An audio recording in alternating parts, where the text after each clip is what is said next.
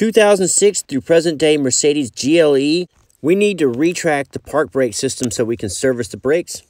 And I'm going to walk you step by step through the process of doing that. All right, the first thing we're going to do is jump in the vehicle, put the ignition switch on, and we're going to make sure that the park brake is disengaged. Now with the ignition still on, we're going to scroll with the up and down arrows until we get to the mileage setting here on the dash. We're going to start over, so we're going to turn the car off. Foot off the brake, foot off the accelerator, everything. What we're going to do is we're going to press the start-stop switch one time.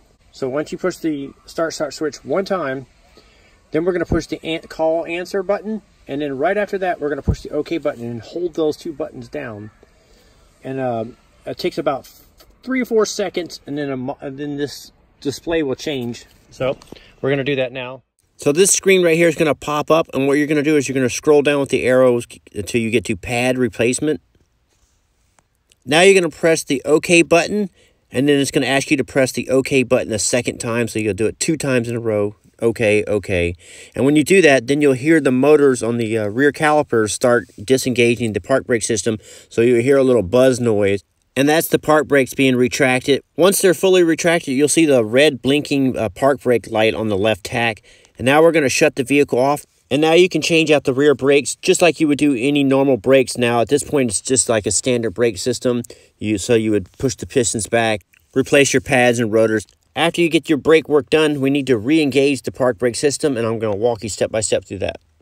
Before we re-engage the park brake, you want to make sure you pump the brake pedal. You just want to make sure you have a nice firm pedal. You don't have to bleed it or anything like that. So we're going to do it similar as when we got it in retract mode. Is we're going to put the ignition switch on one click. We're going to push the answer button here, and about a second later, we'll push the OK button and hold these 2 buttons down.